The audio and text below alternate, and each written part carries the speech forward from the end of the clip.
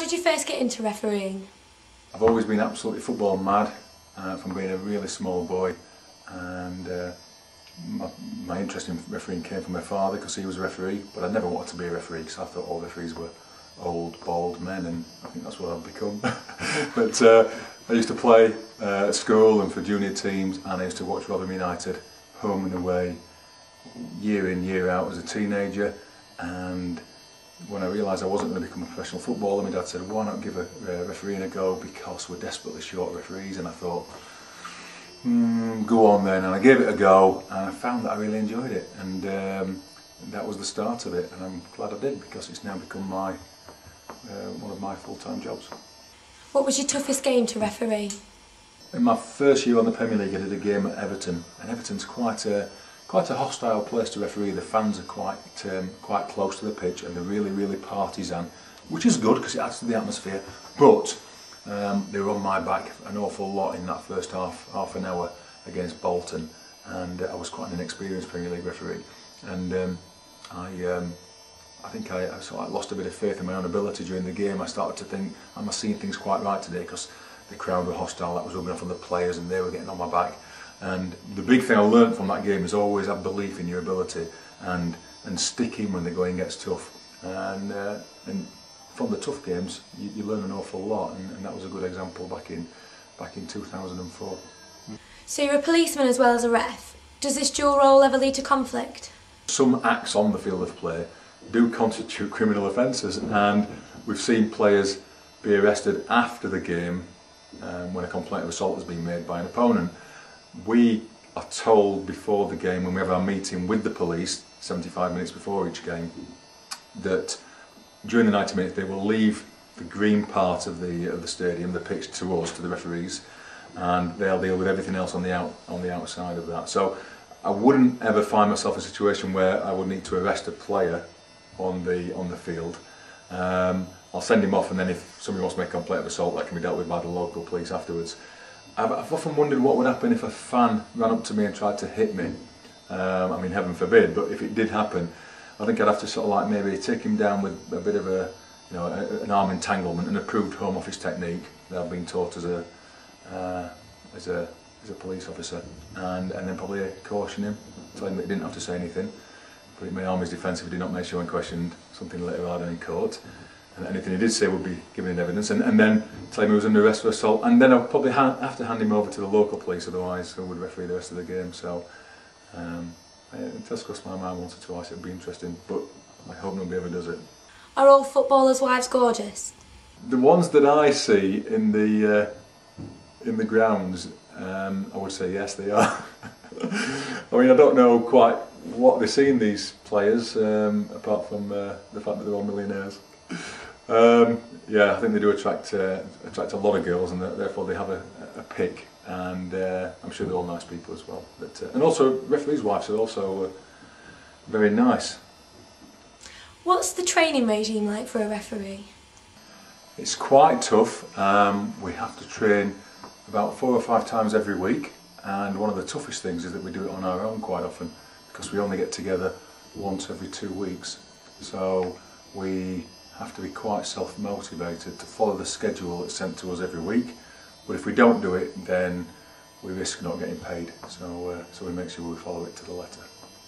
Why do you put up with being a referee? Get a lot of self-satisfaction from refereeing. It's a challenge on every game, and when the game is being handled well and you get 15 handshakes at the end of the game, then you feel on top of the world, really, and it's a good way to keep fit as well, and I would recommend it to anybody. What happens after the teams leave the pitch? In an ideal world, the 2 teams should go back to their own dressing rooms, and then there's a players' lounge that they can convene to after they've showered and changed. I think quite often in the modern game at the Premier League level, clubs fly to games, so they'll have a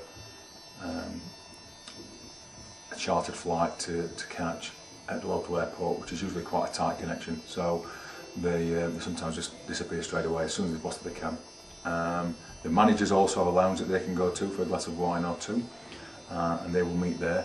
In terms of the the referees and the managers, we don't really have contact after the game unless the coach or the manager wants to come and speak to us about a decision or two. And the rules of the competition state that they must wait 30 minutes after the game before they can come and speak to us. And that's to give them a cooling off period, because we don't want them coming in saying something they're going to regret, causing damage to the referee's dressing room door, while they're in an excited state. 30 minutes means that they can calm down and hopefully see things a little bit more clearly. We are told that if they want to come and speak to us after 30 minutes, we must receive them, we must allow them into our room to speak to them. We can't say, no, I'm not going to speak. So then there is some dialogue. But I've got to say, I mean, I've refereed 22 Premier League games this season, and I've had one coach speak to me after the game, after that 30-minute period. So hopefully doing something right, otherwise there'll be more people banging on the door. Are footballers paid too much money? I would say yes, but if I had the skill and talents that they've got, and somebody was offering me the money that they're on, of course I would say yes. I mean, it's a bit of supply and demand, and the demand is there for these talents, and you know, people are prepared to pay this sort of money. So of course, yeah, I mean, we're going to take the money. If you compare it to the salaries in other walks of life for really important jobs, such as, you know, doctors and what have you, who are doing a job of saving lives day in day out, then you know it seems a little bit unbalanced. And teachers as well, of course, do a fantastic job in educating young people. I would throw that one in, but at the end of the day, you know, the demand is there, and people are prepared to pay the money. So of course, you know, yeah, absolutely, the talented players get well rewarded, and if I was in their shoes, I'd do exactly the same. What rule would you like to bring in if you could change the laws of the game? The sin bin would be a useful addition, I think. I think the biggest benefit of the sin bin is that it means that the punishment is instant. So if you commit an offence against a team, then that team benefits immediately because they're playing against 10, 9, 8 men. Almost like a power play, if you like. In ice hockey, they have a power play whereby you're playing against a smaller team. So that's the big advantage. The disadvantage is just the management of the sin bin, because if you've got players on different time sin bins, then it's difficult to remember how long you're being in for, who's going to do the timing of it, and we're so short of referees as well at local level. It would be a difficult thing to introduce. But in principle, at the top level of the game, yes, it's something I think has got good merits. We can lip read while we're watching Match of the Day, so what do you think of foul and abusive language? At all levels of the game, foul and abusive language is not acceptable under the laws of the game. Under Law 12, it says that for a player to use foul and abusive language, it's a red card offence. It does say foul and abusive, and therefore maybe the odd swear word in frustration wouldn't be deemed a red card offence. And you're right, we do see occasions on TV where players swear and aren't given a red card. Sometimes as the referee you don't hear it or see it because of the distances involved on the field or because of the crowd noise.